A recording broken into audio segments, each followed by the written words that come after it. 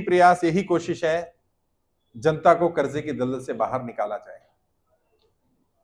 समस्या यह है, जो मैंने अभी प्रेस ब्रीफ में भी कहा, कानून तो है, अगर कानून नहीं होता कर्जा मुक्ति, कर्जा माफी का, तो बड़े बड़े उद्योगपतियों को राहत नहीं मिल सकती थी। अगर राहत मिल रही है तो कानून तो है, यह बात तो सच है।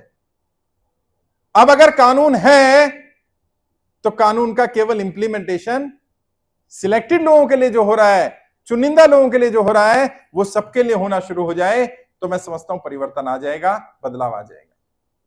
लेकिन जैसा राजीव जी ने भी कहा, संजय जी ने भी कहा, और आप सबने देखा भी, आज सरकार के अंदर डर नजर आ रहा है। जो मैंने मीडिया में भी कहा कि जंतर मंतर खाली पड़ा हुआ है, लेकिन हमारे लोगों को परेशान करना, दिक्कत करना। और अभी तो एक पुलिस वाला, जब हम लोग आ रहे थे, तो कहता, साहब आज पता है आपके 10,000 लोग आए। मैंने कहा साइन तो हमारे 3,500-4,000 करे नहीं, अभी तो आपके लोग गिन के गए 7,000 है। मैंने 7,000 है तो 13,000 साइन किसने करवाए? वो वाले दे दो, बिना बात ही कुछ भी बोलना। और जैसा राजीव जी ने कहा, तैयारी पूरी थी, हमें उठाया जाए, आपको उठाया जाए, लेकिन और शायद आपसे भी पुलिस वालों ने, जो सिविल ड्रेस में थे, इंटेलिजेंस के लोग थे, बात करी, कहां से आए हो, एक ही बात पूछी जा रही है, कितना पैसा दिया है इन्होंने तुम्हें? अच्छा, जब सामने वाला बोलता है मैं महाराष्ट्र से आया, गुजरात से आया, मध्य प्रदेश से आया, बिहार से आया, झारखंड से आया, छत्तीसगढ़ से आया, मैं पंजाब से आया, मैं कर्नाटका से आया, अपना किराया लगा के आया, डाइजेस्ट ही नहीं होता। कल भी क्राइम ब्रांच वालों ने बुलाया था, अब खातिर करते रहते हैं बेचारे, हम भी जाते रहते हैं, क्या करें। आज भी जाना था शायद, लेकिन आज तो हमने मना कर दिया कि आज कार्यक्रम है, तो कल जाएंगे फिर से। लगातार इंक्वायरी चल रही है, लगातार कंप्लेंट हो रही है, कभी पीएमओ कंप्लेंट करता है, कभी वित्त मंत्रालय कंप्लेंट करता है, कभी आरबीआई कंप्लेंट करता है, और कंप्लेंट में केवल एक ही सवाल पूछा जा रहा है बार बार। सारी बातें सही हैं, कर्जा माफ होना चाहिए, अच्छी बात है, आप मुहिम चला रहे हैं, अच्छी बात है, निःशुल्क चला रहे हैं, ये भी अच्छी बात है, पैसा कहां से आ रहा है? पैसा कौन दे रहा है? और जब ये बताया जाता है, सच्चाई जो सच है वो सच बोला जाता है कि हम किसी से ना पैसा ले रहे, ना किसी को दे रहे, जो कर रहे हैं अपनी जेब से खर्चा करके कर रहे हैं, ये सच स्वीकार करने को कोई तैयार ही नहीं। ना कोई अधिकारी तैयार है, ना कोई सरकार का कर्मचारी तैयार है, ना कोई राजनेता तैयार है, ना मंत्री तैयार है, ना सरकार में बैठे लोग तैयार हैं, कोई भी, ना विपक्ष के लोग तैयार हैं, कोई ये स्वीकार करने को तैयार नहीं है कि यहां पर बिना पैसे के लोग आ रहे हैं। आज भी कई लोगों से जो लोग आए साइन करके गए, बाद में, क्योंकि मैं तो जंतर मंतर पर ही था, सुबह से ही था, कभी इधर घूमना कभी उधर घूमना, मैं गायब नहीं हुआ था, कार्यक्रम किया, तुरंत आ गया, वहां से प्रेस कॉन्फ्रेंस की, फिर उसके बाद चला गया देखने क्या चल रहा है। जो लोग साइन करके जा रहे हैं, जो बस स्टैंड पर खड़े हैं, जो आगे चले गए हैं, उनसे बाद में पूछा जा रहा है, अच्छा एक साइन के कितने पैसे मिले? मतलब साइन करने के जैसे पैसे मिल रहे हो।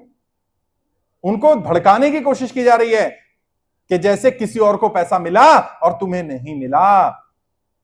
तुम्हें आने के कितने पैसे दिए गए, तुम्हें जाने के कितने पैसे दिए जा रहे हैं, कार्ड कितने में दिया गया, कर्जा मुक्ति प्रमाण पत्र कितने में दिया गया, फॉर्म भरने का क्या लिया, और बार बार घूम फिर करके पैसे पर ही बात आ रही है कि पैसा आ कहां से रहा है।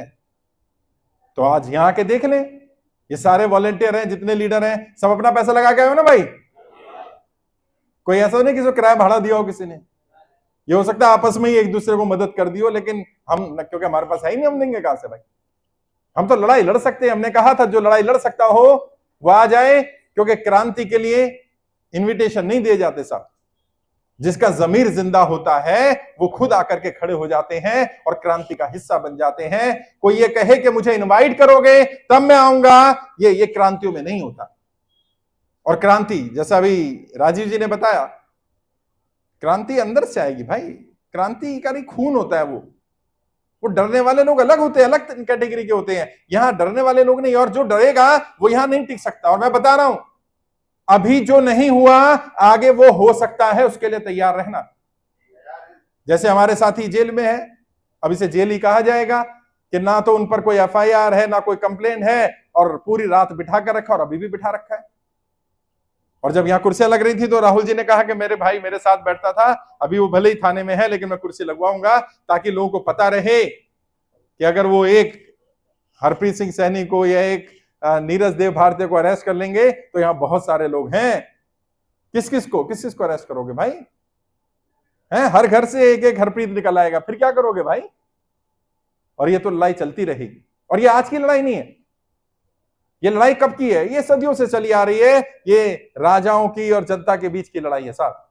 ये पूंजीपतियों के, धन्ना सेठों के और आम नागरिकों के बीच की लड़ाई है। ये चलती रहेगी, तब तक चलती रहेगी जब तक आम नागरिक महासत्ता में ना पहुंचे। और ये क्या चाहते हैं? जैसा राहुल जी ने भी कहा, ये चाहते क्या है? इनकी नब्ज पकड़ो।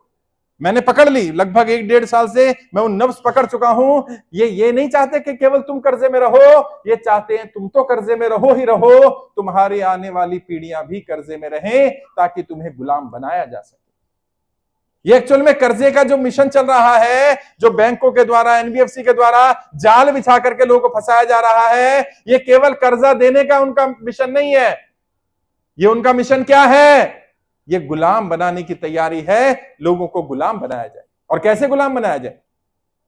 भाई आपके पास ना जमीन होगी, ना घर होगा, ना गाड़ी होगी, कोई व्यापार नहीं रहेगा, फैक्ट्री नहीं रहेगी, तो आप गुलाम ही हो जाओगे ना। तो क्या करो?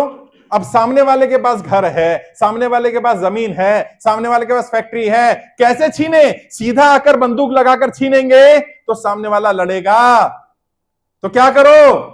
अरे भाई तेरी जमीन खाली पड़ी है, तू बैंक से लोन ले ले और इस पर बिल्डिंग बना ले, कर्जा ले ले और तू किराए के मकान की बजाय अपने मकान में रहना शुरू कर। घर पर जितना किराया जाएगा उतनी तो किस्त चली जाएगी।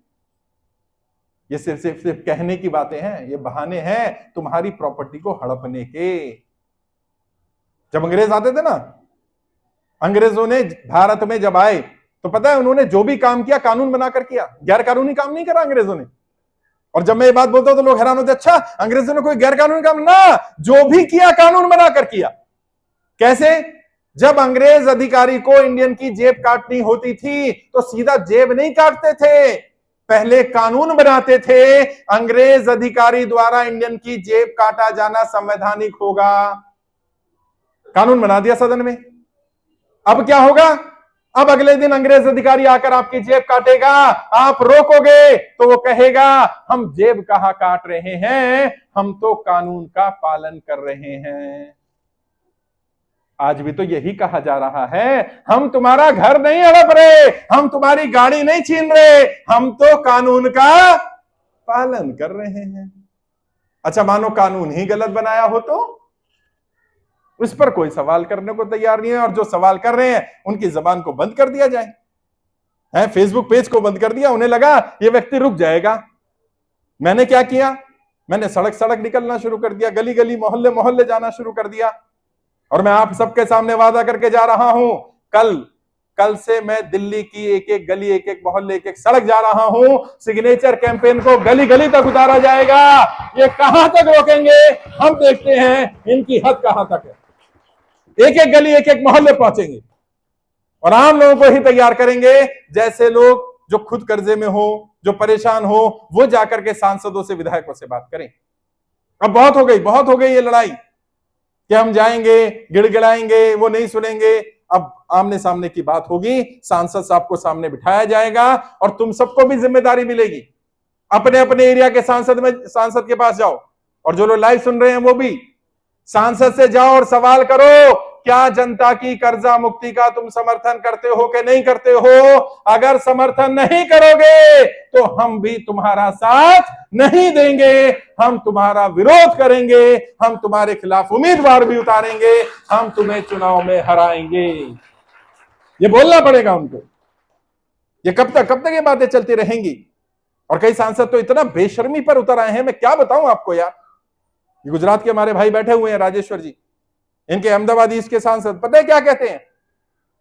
कहते हैं हम जनता की कर्जा माफी के लिए सांसद नहीं बने, और अगर आपको इतनी समस्या है, आप चाहते हैं जनता का कर्जा माफ हो, तो आप खुद सांसद बनो और जनता का कर्जा माफ कर लो।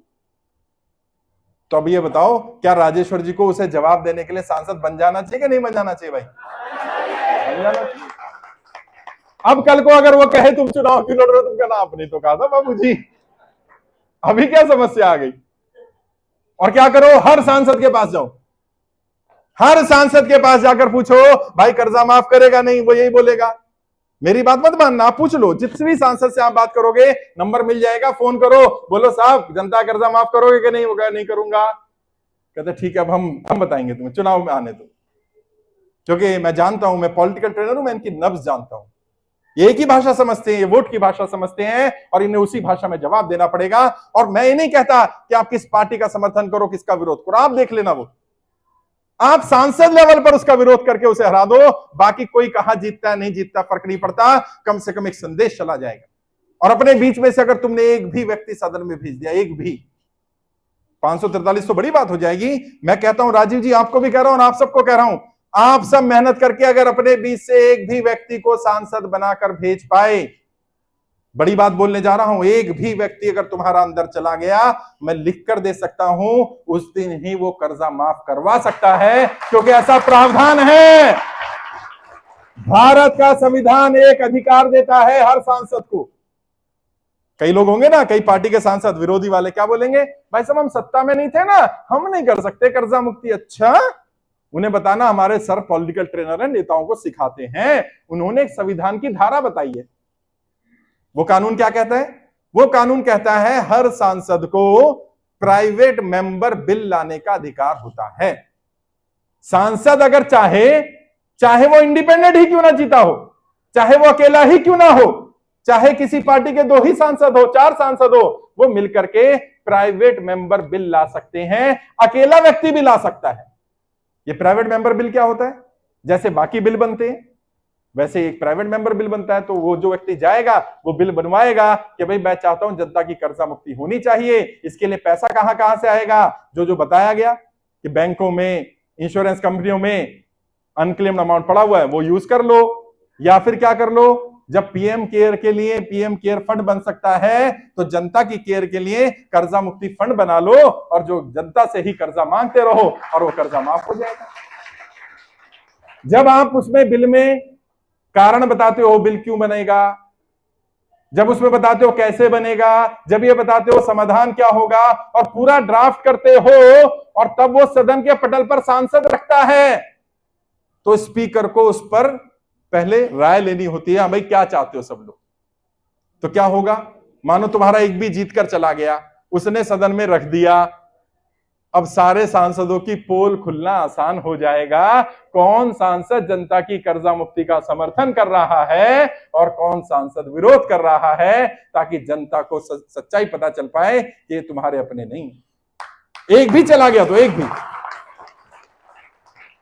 और मैं बता रहा हूं, यहां कई बैठे हैं ऐसे जो अपने आप में इतने काबिल हैं कि अगर वो अकेला चला गया तो एक ही 100 के बराबर है। अगर मेरे 10 भी चले गए ना अंदर, जीना हराम कर देंगे इन 543 का जो बचेंगे हो गए। भाई क्या लेके आए हो तुम? मैं ये सब नहीं चाहता था, मैं चाहता था आसानी से आसान रास्ते से काम हो जाए, क्योंकि मुश्किल रास्ता मुझे मालूम है भारत की राजनीति में पैसे का, बाहुबल का, धन बल का, माफिया का बहुत यूज हो रहा है। और मुझे ये भी मालूम है कि हमारे लोग साधारण हैं, उनके पास वो सब चीजें नहीं है।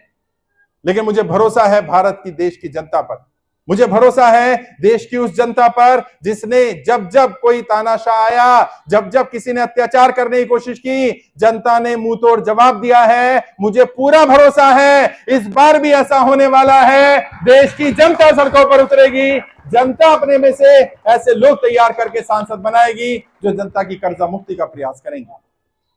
और आज कई लोग पूछ रहे थे, वहां भी, यहां भी आप देख रहे होंगे, कोई वॉलंटियर ऐसा नहीं है जो मैनेज करने का काम कर रहा है। तो मुझसे किसी ने पूछा वहां, कहते साहब इतने सारे लोग साइन कर रहे हैं, सब कर रहे हैं, मैनेज कौन कर रहा है इनको? मैंने कहा इनको कोई मैनेज नहीं कर रहा है, खुद को मैनेज कर रहे हैं, ये किसी इनको कोई मैनेज नहीं कर रहा। एक हॉल था ऐसे ही, हॉल में बहुत सारे लोग थे ऐसे ही, जिसने 250-300 लोग यहां बैठे हैं, वहां भी हॉल में लोग थे और शोर हो रहा था। कई लोग शोर मचा रहे थे, तो सब एक दूसरे को चुप कराने में लगे, भाई चुप हो जा, चुप हो जा, चुप हो जा। कोई समझदार है, उसने कहा भाई किसी को चुप मत कराओ, खुद चुप हो जाओ। तो क्या हुआ, पूरा हॉल शांत हो गया। तो ऐसे वहां किसी को मैनेज करने की हमें जरूरत नहीं थी। कारण ये था वो खुद को ही मैनेज कर रहे थे, और ना केवल खुद को मैनेज किया, कई साथी ऐसे हैं, सलूट करूंगा उनको, उन्होंने जनता को भी मैनेज किया, उन्होंने पुलिस वालों को भी मैनेज किया, और पुलिस वाले भी हमारे सिग्नेचर करवा रहे थे। ये हमारे लिए गर्व की बात है। मैंने देखा वो वीडियो, पुलिस वाला कह रहा साइन करवाओ, ऐसा लग रहा था कि ये पुलिस वाले लोगों के सिग्नेचर करवाने के लिए लगवाए गए हैं, ना कि रोकने के लिए लगवाए गए। ये सब किसने किया? हमने नहीं किया, ये उस नियति ने किया, ये उस परम पिता परमात्मा ने किया। उसे आप खुदा कहो, भगवान कहो, वाहे गुरु को, अल्लाह कहो, नियति कह लो, प्रकृति कह लो। अगर तुम नहीं मानते धर्म में तो प्रकृति को तो मानोगे, कुछ भी कह लो, कोई नाम दे लो, जो फर्क नहीं पड़ता। सच्चाई ये है, कोई ताकत है जिस ताकत ने आज ये कार्यक्रम करवाया, सक्सेसफुल करवाया, और उन्होंने रोकने की कोशिश की, उनके सारे काम जाम फेल हो गए और हम सफल हो गए। वो एक कविता है ना, 4 लाइनों की कविता।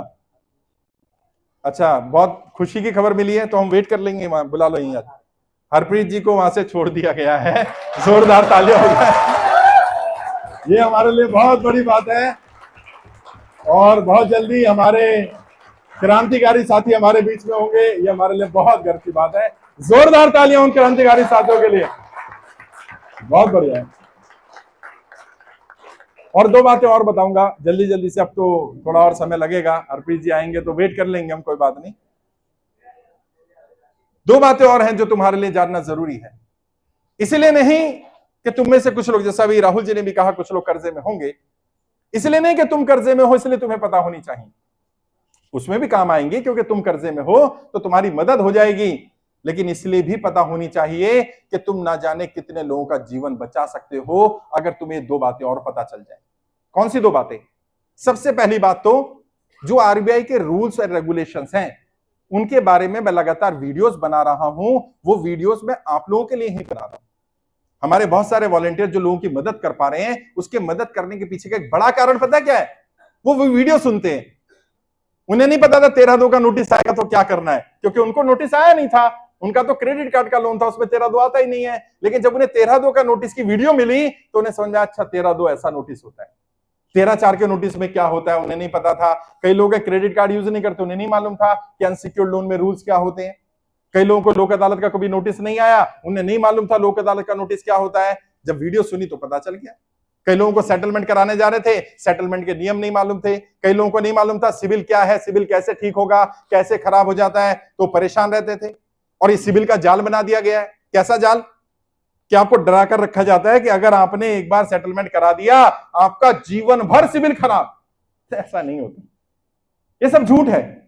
लेकिन झूठ क्यों बोला जा रहा है? ताकि आपको गुलाम बनाकर रखा जा सके। तो पहला काम क्या करना है, वो वीडियोस ज्यादा से ज्यादा सुनो। पहला यूट्यूब चैनल बंद कर दिया मैंने, दूसरा शुरू कर दिया, ये बंद कर देंगे, तीसरा शुरू कर देंगे।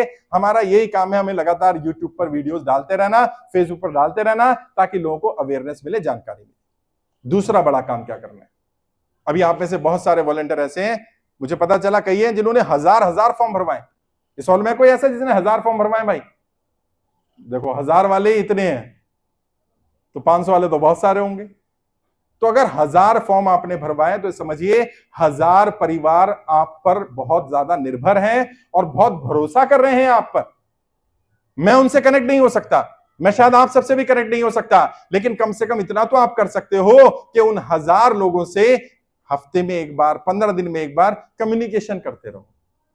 और ये व्हाट्सएप एक अच्छा साधन हो सकता है उसके लिए। आप उनके सबके व्हाट्सएप ग्रुप बना लो या एक ही ग्रुप में जोड़ लो। अगर ज्यादा हो रहे हैं 1000 ज्यादा, तो टेलीग्राम पर चले जाओ, कम से कम उन्हें कनेक्ट करके रखो।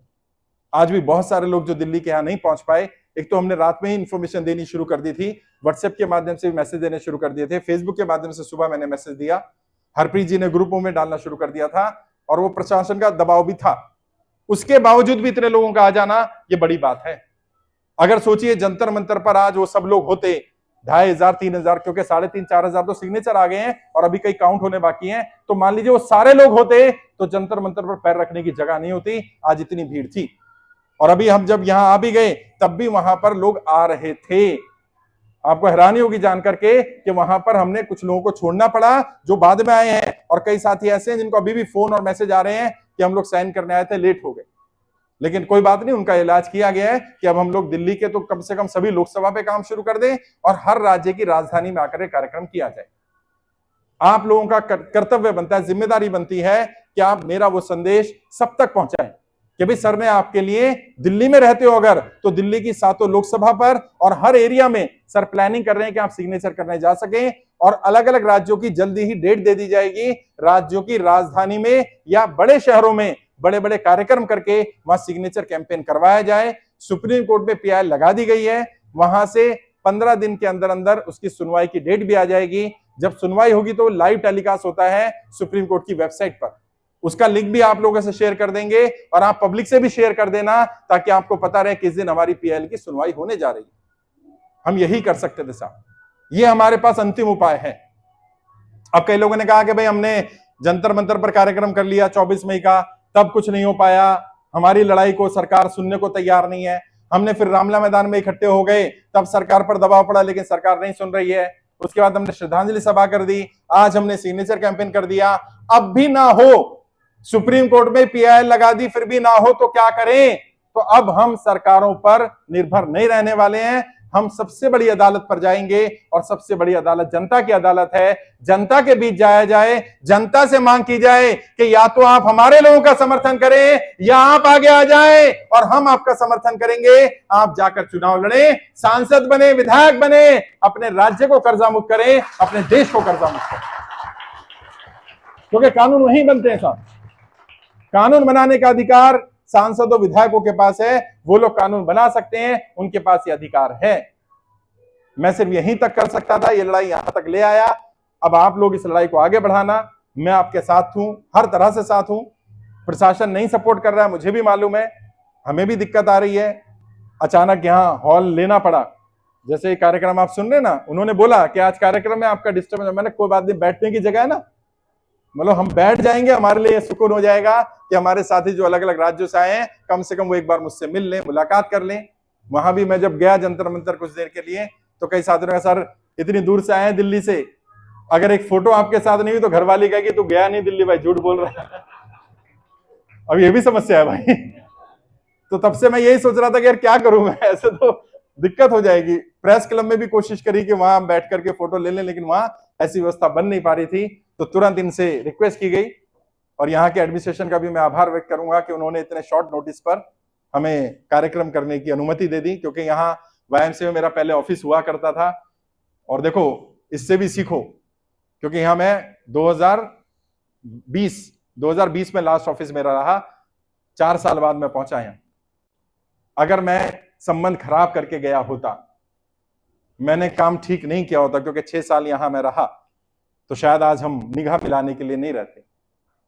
तो इसलिए जहां भी रहो ऐसी पहचान बनाओ, भले ही आप अलग हो जाएं। कि अगर कहते ना कि भाई हमारे रिश्ते में कितनी ही तलखी आ जाए, कितना ही रिश्ता खराब हो जाए, लेकिन कोई ये ना कहे कि भाई वो हमसे अलग है या हम उनसे अलग हो गए हैं, और अलग होकर के संबंध इतने खराब ना हो जाए। जो कहावत है कि किसी दरवाजे को इतनी जोर से बंद मत करो कि कभी खुद भी खोलना चाहो तो खोल ही ना पाओ, ऐसे संबंध खराब नहीं करने चाहिए। मैं कभी ऐसे संबंध खराब नहीं करता। मेरी कोशिश ये रहती है जिसके साथ संबंध बनाया जाए वो लॉन्ग टर्म तक, लंबे समय तक चलना चाहिए। और अगर कोई छोड़ना भी चाहे तो मेरी जिंदगी की फिलॉसफी है, मैं तो छोड़ता नहीं हूं, इन्हें पता है सबको।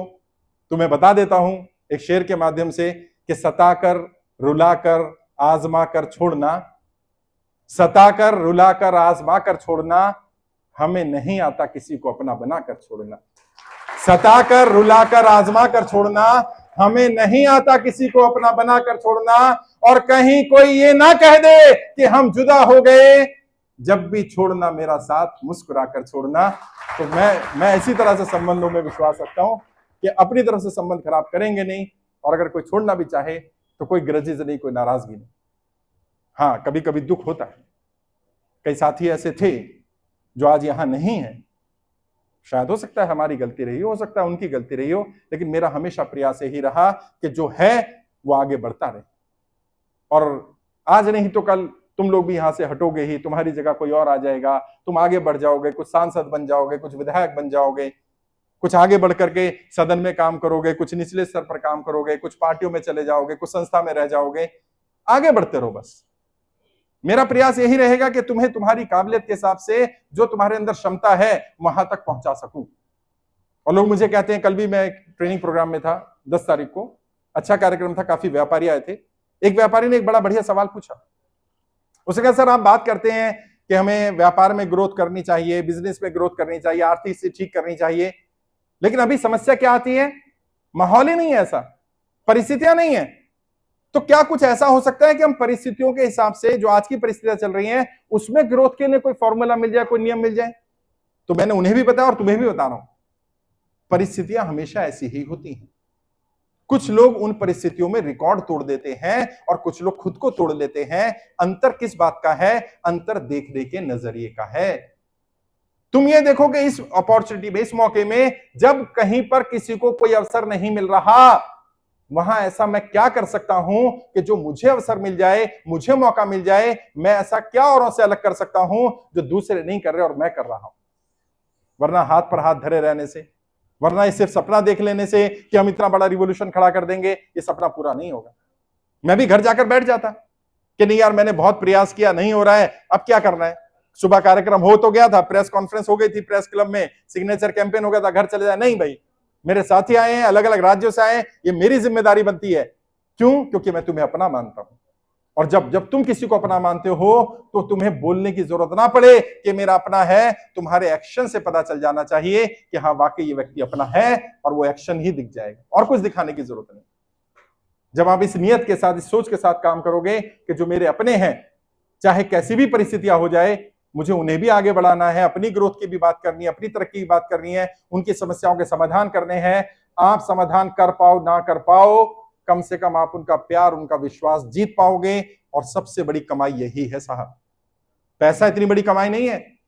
मैंने पैसा नहीं कमाया ज्यादा, लेकिन मैंने ऐसे लोग कमाए जो आज मेरा कोई भी काम रुकता नहीं है साहब, कोई भी काम नहीं रुकता। ये हॉल लिया तो पैसे लगे होंगे ना, प्रेस क्लब किया तो पैसे लगे होंगे, मीडिया वाले भी कुछ चाय पानी का खर्चा लेंगे ना भाई, ऐसे कौन आता है आज की डेट में।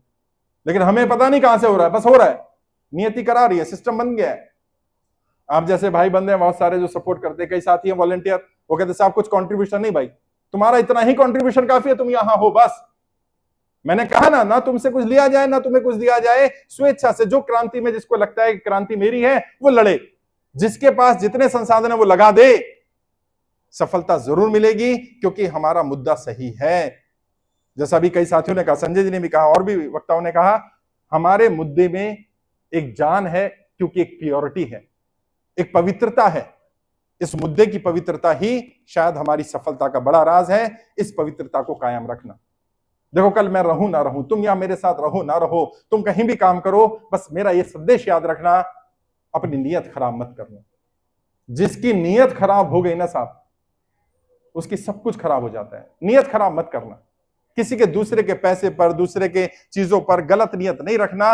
वैसे ही रिस्पेक्ट करना उसकी चीजों की जैसे अपनी चीजों की रिस्पेक्ट करते हो। और जब ऐसा करोगे तो सामने वाले को समझ में आ जाएगा कि व्यक्ति भले ही पैसे वाला हो ना हो, भले ही ज्यादा अच्छा दिखता हो ना दिखता हो, भले ही ज्यादा पढ़ा लिखा हो ना पढ़ा लिखा हो, एक अच्छा इंसान है।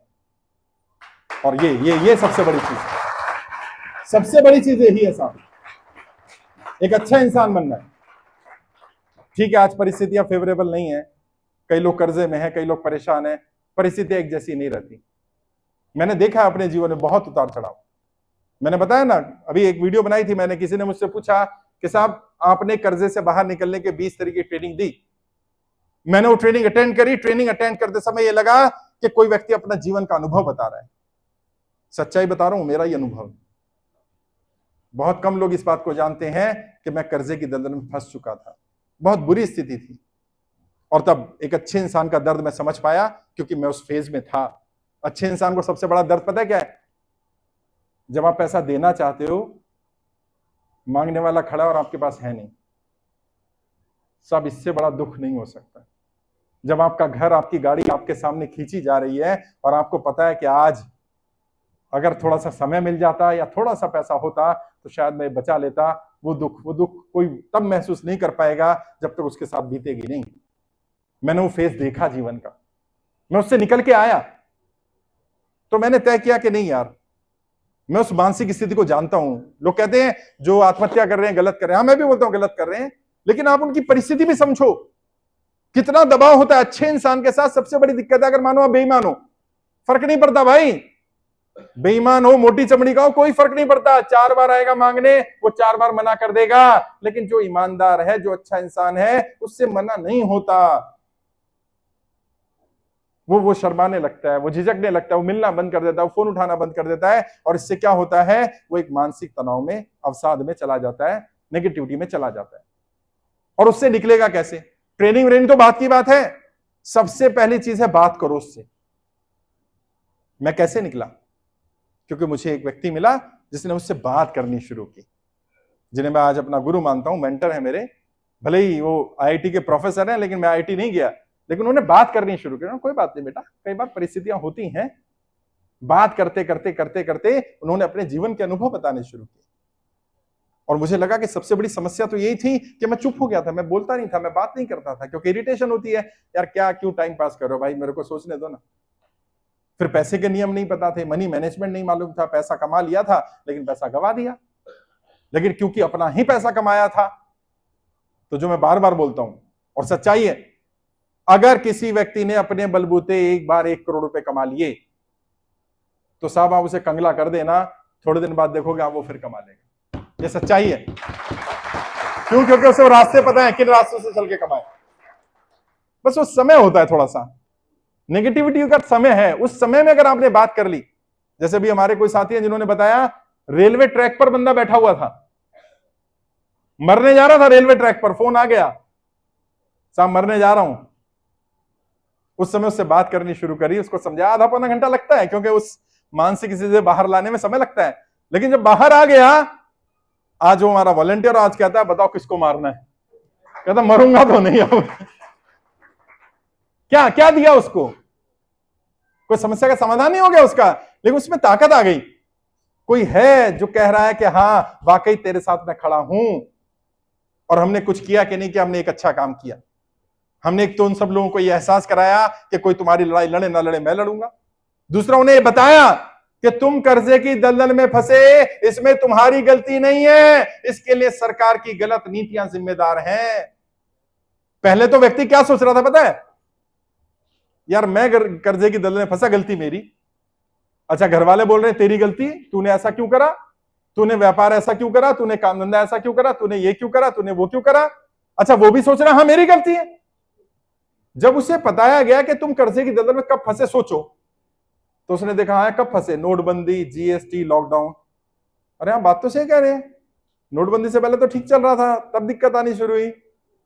कुछ लोगों ने कहा नहीं जीएसटी के बाद, जीएसटी से पहले ठीक चल रहा था, जीएसटी के बाद दिक्कत आनी शुरू हुई। कल लोगों का नहीं यार, हाँ ये जो लॉकडाउन जो लगाया गया ना, इस लॉकडाउन के बाद दिक्कत आनी शुरू, उससे पहले ठीक चल रहा था। फिर उनसे बोला गया कि ना नोटबंदी तुमने करी, ना जीएसटी तुमने लगाया, ना लॉकडाउन तुमने लगाया, जब कोई काम तुमने किया ही नहीं तो सजा तुम्हें क्यों मिले, तुम दोषी कैसे? तुरंत वो चक्षु खुल गए, तुरंत बिजली पहुंची यहां पर, यार बात तो ठीक कह रहे आदमी। और अगर तुमने कोई क्राइम नहीं किया तो सजा तुम्हें और तुम्हारे बच्चों को क्यों मिले भाई? बस इतनी सी बात थी। मुझे नहीं मालूम और शायद तुम्हें भी नहीं मालूम, हमारे और तुम्हारे इन छोटे छोटे शब्दों ने ना जाने कितने लोगों को मरने से बचाया है, ना जाने कितने लोग आज जिंदा हैं। और सोचिए, आप किसी भी धर्म को मानते हो या नास्तिक भी हो, ये तो मानते हो कि किसी के जीवन को बचाने से ज्यादा पुण्य काम कोई नहीं हो सकता। वो काम हम कर रहे हैं, वो काम ये वॉलंटियर कर रहे हैं। अब ये बात बताओ, इस काम के लिए हमें सजा मिलनी चाहिए कि नाम मिलना चाहिए? और हमें सजा दी जा रही है। हमें सड़क पर बैठ करके, मैं देख रहा हूं नाली के पास बैठ करके हमारा वॉलंटियर वो साइन करवा रहा है। उस वॉलंटियर की भी हिम्मत है, और वो जो व्यक्ति आया हुआ है वो साइन करते समय भी नाराज नहीं हो रहा। वो कह रहा भाई साहब कोई बात नहीं, मैं समझ रहा हूं, लेकिन बस हमारे लिए प्रयास कर लेना है। सड़क पर, पटरी पर बैठ करके वो व्यक्ति ऐसा काम कर रहा है। ये गर्व की बात है, और ये याद रखा जाएगा साहब, ये याद रखा जाएगा। इतिहास ऐसे ही रचे जाते हैं, ऐसे ही इतिहास लिखे जाते हैं। आप लोग भी गवाह रहेंगे इस इतिहास के। और ये बहुत कम लोग हैं। अभी हम गाड़ी में आ रहे थे तो मैं बता रहा था टीम को कि बहुत कम लोग होते हैं जो अपनी आंखों से, अपनी आंखों के सामने इतिहास बनते हुए, इतिहास रचते हुए देख भी रहे होते हैं, और वो इस इतिहास का हिस्सा भी होते हैं। और ये आज की डेट इतिहास हो गई। सिर्फ तुम ही नहीं, तुम्हारे बच्चे, तुम्हारी आने वाली पीढ़ियां, जब भी कर्जा मुक्त होगा, कभी तो होगा, ये तो कंफर्म हो गया अब सरकार को कर्जा माफ करना पड़ेगा, ये तो श्योर है। समय लग रहा है, लेकिन ये नहीं हो सकता ना हो, ये तो होगा। जब होगा 5 साल बाद, 10 साल बाद, जब भी होगा, तुम्हारे बच्चे, बच्चों के बच्चे, तुम बता पाओगे कि भाई ये जो आज हो रहा है ना, ये हमारी वजह से हो रहा है, क्योंकि हमने जाकर के ये काम शुरू किया था। और अभी तो 15 लाख लोग हमारे साथ जुड़े हैं। और अभी आपको पता है ना अगला टारगेट क्या है? 20 करोड़ सिग्नेचर कराने, 20 करोड़। कई लोगों को लग रहा है बहुत इम्प्रैक्टिकल है, नहीं होगा, नहीं होगा। मैं आपको बता रहा हूं, आप मोहल्ले में, गली में निकल जाना, एक एक दिन में 1,000 सिग्नेचर होने वाले साहब। बस यही बोलना है कि भाई सुप्रीम कोर्ट में पीआईएल लगी हुई है, उसका समर्थन है तो साइन कर दे। पीआईएल में यह मांगा गया है कि जैसे बड़े उद्योगपतियों का कर्जा माफ होता है, वैसे ही आम व्यापारी का, नौकरी करने वाले का, आम मजदूर का, आम किसान का भी कर्जा माफ होना चाहिए। तो इसका समर्थन करता, साइन कर दे। एक एक व्यक्ति 1,000 साइन कराएगा एक एक दिन में। देख लेना अभी आने वाले दिनों में क्या होने वाला है। और सरकार को झुकना पड़ेगा, चाहे वर्तमान सरकार झुकेगी या नई सरकार झुकेगी। नई सरकार लेकर के आएंगे, वो करेगी, वो नहीं करेगी तो मैंने बता दिया। मैंने राजीव जी को उस दिन भी बोला था, मैं बार बार बोलता हूं तुम सबको, तुम में से अगर कोई सांसद विधायक बन गया और उसने जनता की कर्जा मुक्ति के लिए आवाज नहीं उठाई, तो मैं पहला व्यक्ति होऊंगा जो उसका विरोध करेगा। ये ध्यान रखना भैया। फिर मत कहना गुरुजी आप तो हमारे अपने हो।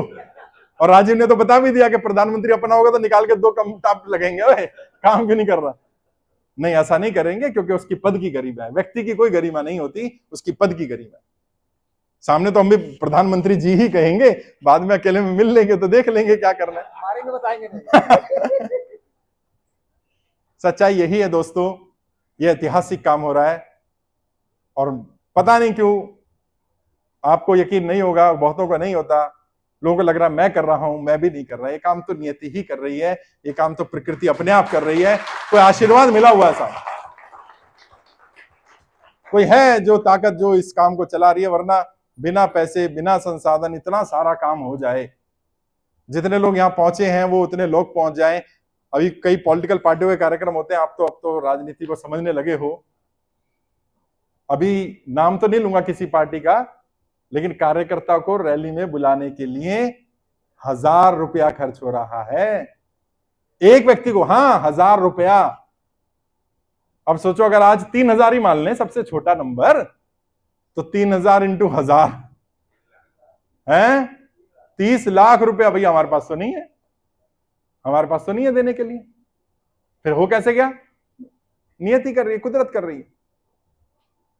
और ऐसे डेडिकेटेड लोग नहीं मिलेंगे कि पुलिस वाला बोल रहा है भाई जाओ, वो फिर भी जाते जाते मुड़ के देख रहा है रुक जाओ थोड़ी देर। एक बस स्टैंड पे वो बस आ गई, उसकी बस छोड़े जा रहा है, छोड़े जा रहा है, छोड़े जा रहा है। दूसरा कह रहा है तेरे वहां की तो दिखा रहा, मुझे भी पता है मेरे वहां की थी, लेकिन पुलिस वाले को नहीं पता ना मेरे वहां की, तो मैं खड़ा हूं बस स्टैंड में।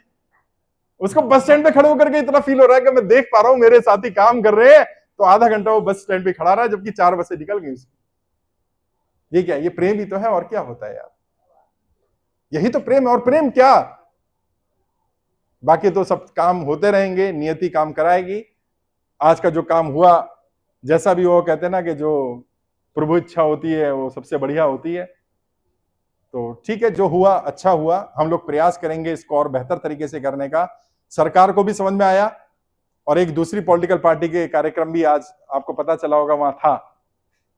पता है आपको, कांग्रेस का कार्यक्रम था वहां, कार्यक्रम नहीं हुआ। हाँ, कार्यक्रम नहीं हुआ। क्यों नहीं हुआ भाई? उनके पास ऐसे कार्यकर्ता नहीं थे जो सिस्टम लेके खड़े होके फाइल लेके हाँ भाई आजा साइन करके चला जा। हाँ, प्रेम कम था। हाँ, प्रेम कम था। हाँ, बहुत बहुत शुक्रिया। और जब बैठ जाइए, अभी मैं आ रहा था तो वहां पुलिस वाले कह रहे थे कि भाई आपका कार्यक्रम तो अभी भी चालू है, और वो दूसरे वालों का कार्यक्रम था वो तो आए नहीं, वो लोग तो डर के मारे। मैंने कहा भाई वो डर गए तो अब देख लो, ये तभी जनता ने उनका ये हाल कर रखा है कि वो पुलिस वालों को देख के डर जाते हैं। तो कहते नहीं आपके लोग डर नहीं रहे थे, और तो वो तो पुलिस वालों से बात कर रहे थे, और 2-4 पुलिस वाले भी ऐसे थे जिन्होंने कहा कि हाँ मुहिम अच्छी है आपकी, और बाद में अकेले पूछ रहे थे फॉर्म कैसे भरा जाता है इसका। तो अभी बात सही है, जैसे वो मैडम आई, और कोई भी पुलिस वाला, अधिकारी, पत्रकार ये नहीं बोलेगा मेरे ऊपर कर्जा है। वो क्या बोलेगा? मेरी जान पहचान में कोई है, फॉर्म का लिंक दे देना जरा, मैं फॉर्म भरवा दूं। हाँ कोई बात नहीं, आपने भी ये नहीं बोलना है मुझे पता है किसको चाहिए। हाँ, हमारे कई कार्यकर्ता बड़े चालू हैं। हाँ हाँ मुझे पता है, तेरे चाचा पे होगा ना कर्जा। कहता तुझे कैसे पता? कहता मैंने भी यही कह के फॉर्म भरा था। नहीं, वैसे बात सही है, मजाक अपनी जगह, लेकिन कर्जा एक ऐसी बीमारी है कि ना कहा जाए ना सहा जाए। ये बात सही है। किसको बताए दर्द अपना जाके, कौन सुनेगा? मुझसे किसी ने कहा कि सर हम कर्जे वालों की ज्यादा मदद नहीं कर पा रहे, ठीक है हमने अब PIL भी लगा दी, हम उनकी कॉल भी अटेंड कर रहे हैं, ट्रेनिंग भी दे रहे हैं, लेकिन उन्हें इमीडिएट रिलीफ चाहिए। और कई लोग ऐसे हैं जो ये कह रहे हैं कि आप रिलीफ नहीं करोगे तो हम आपका साथ छोड़ देंगे। मैंने उनको बोला भाई देखो, हम सरकार में तो है नहीं, ना मैं सांसद हूं, ना मैं विधायक हूं, ना मेरे लोग सांसद विधायक हैं, हमसे जितना बड़ा कर रहे हैं। और अगर फिर भी उसे लग रहा है हमसे बेहतर कोई कर सकता है, वहां चला जा। उसने बात करके ऐसे बोल दिया कि भाई तू छोड़ना चाहता छोड़ दे, कहीं और चला जा। कह रहा मजबूरी तो यही है, जाऊं कहां, कर भी तो कोई नहीं रहा, कर तो तुम ही रहे हो। तो भाई कहना नहीं चाहिए, लेकिन हम तो एक ऐसी मजबूरी भी बन गए कि वो हमें गाली भी दे रहा है, कुछ नहीं हो रहा, ये नहीं हो रहा, वो नहीं हो रहा, लेकिन मजबूरी क्या है, जाएगा कहां? उसको पता है कि लड़ाई तो यही लड़ रहे हैं, कोई और लड़ाई नहीं लड़ रहा। और कोई और लड़ाई क्यों नहीं लड़ रहा है या नहीं लड़ेगा, इसका एक बड़ा कारण है, लड़ाई त्याग मांगती है। आज आप लोग यहां आए, कई लोग हैं जिनको 2-2 दिन लग गए साहब घर से निकले हुए हैं। जैसे अभी राजीव जी ने कहा, रात को हम सोए नहीं कई साथी। हरप्रीत जी तो अभी आ ही रहे हैं, आपको पता है थाने में बैठे हुए हैं, जिन कपड़ों में कल थे उन्हीं कपड़ों में हैं अभी तक। अब कई साथी हैं जो परेशान हैं, और उनका दोष क्या? हरप्रीत जी ने क्या गुनाह किया? बस ये कि PIL लगाने की सारी प्रक्रिया वो कर रहे थे, तो उन्हें लगा कि इनको पकड़ लेंगे तो कल PIL नहीं लगेगी। अबे भाई मैं पॉलिटिकल ट्रेनर हूं, मैं राजनेताओं को ट्रेनिंग देता हूं। मैंने हरप्रीत जी को आगे जरूर रखा था, लेकिन हरप्रीत जी के पीछे पूरी टीम लगा रखी थी। हरप्रीत जी अंदर गए और वो जाके कोर्ट में जाकर के PIL लगा दी उन्होंने। और मैं मैसेज दिखाऊं, मेरे फोन में आया, कह रहे हरप्रीत जी ने मैसेज भेजा, सर एक बढ़िया काम हुआ। रात को लगभग 2:30 बजे मैसेज आया। मैंने क्या हुआ? कह रहे इन सबको लग रहा है यही खास है। मैंने तो तुम तो खास हो, कह रहे नहीं अच्छी बात है, इनको यही लगना तो मैं ही खास। क्योंकि अगर उन्हें लगता कि खास मैं हूं तो वो मुझे धरते या राजीव को धर लेते। उन्हें लगा नहीं PIL यही लगा रहा है, यानी यही बंदा मेन है, इसको धर लो। ये नहीं होगा तो वहां कार्यक्रम नहीं होगा।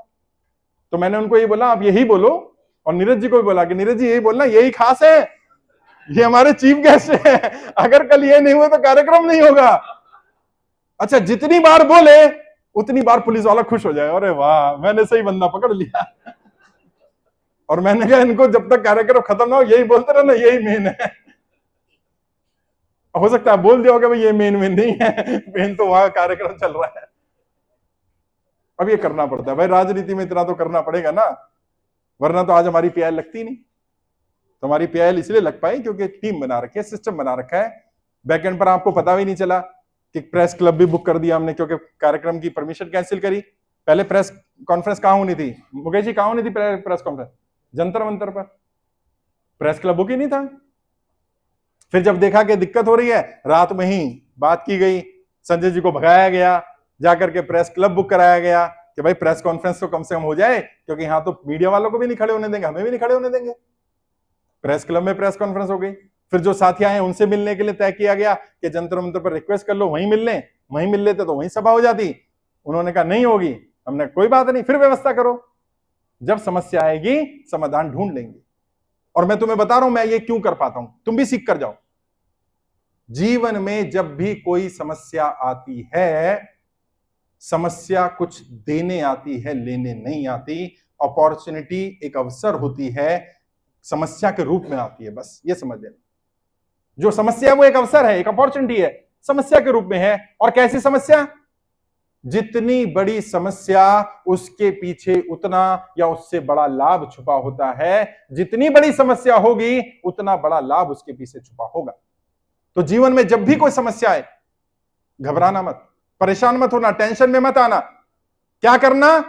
सबसे पहले तो अगर तुम किसी भगवान, खुदा, वाहिगुरु, अल्लाह से मानते हो तो उसको धन्यवाद कर देना। नहीं मानते हो तो नियति का, कुदरत का, जिसको मानते हो उसका धन्यवाद करना कि उसने तुम्हें इस लायक समझा कि तुम इस समस्या को फेस कर सकते हो, क्योंकि कोई भी ऐसा व्यक्ति नहीं बना इस धरती पर जिसे ऐसी समस्या दी जाए जिसे वो फेस नहीं कर सकता। समस्या क्या है? उसे लगता है कि मैं नहीं कर पा रहा, लेकिन जिसने दी है, देने वाला जानता है। आ जाओ भाई, जोरदार तालियां हरप्रीत सिंह सैनी भारतीय जी के लिए। ऐसे नहीं खड़े होकर जोरदार तालियों के साथ स्वागत करेंगे। जिंदाबाद, जिंदाबाद, जिंदाबाद, जिंदाबाद। भाई एक चेयर और लगाओ। आओ आओ, लो भाई लो। नीरज आजा बेटे, आजा आजा, तूने बहुत काम किया आज है। एक बिहारी सब पे भारी हो गया आज तो है। बहुत बढ़िया, very good, very good, very, बहुत बढ़िया, बहुत बढ़िया। ऐसे नहीं भी तालियां रुकनी नहीं चाहिए हमारे क्रांतिकारियों के लिए, लगना चाहिए जो तुम्हारी लड़ाई लड़ रहे हैं तुम उनकी लड़ाई में उनके साथ हो। तैयार है? तैयार है? जनता का कर्जा माफ, जनता का कर्जा माफ। भाई आ जा, चेयर पे खड़ा कर ले इसको। अरे इधर आना, ऊपर आ जा। जनता का कर्जा माफ, जनता का कर्जा माफ, जनता का कर्जा माफ। इनकलाब, इनकलाब, इनकलाब, इनकलाब। भारत माता की, भारत माता की, वंदे, वंदे। बहुत बहुत शुक्रिया, धन्यवाद। और हरप्रीत जी हमारे बीच में आ गए हैं। मैं चाहूंगा एक बार वो अपना वक्तव्य और रखें कि आज क्या बीता, और तुम फिर अपना अनुभव भी उन्हें बता पाओगे कि उनकी एब्सेंस में। हरप्रीत जी, तुम्हारी टीम ने कोई कमी नहीं छोड़ी, बहुत जबरदस्त काम किया।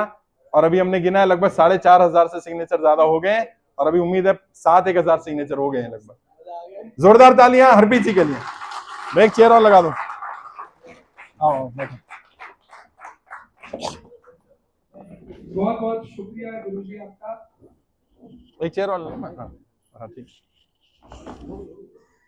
मंच पर उपस्थित हमारे सबके गुरु बैठ जा बेटे, बैठ जा। गुरु शाहनवाज चौधरी भारती जी, मैं तहे दिल से जितना शुक्रिया अदा करना चाहूँ शायद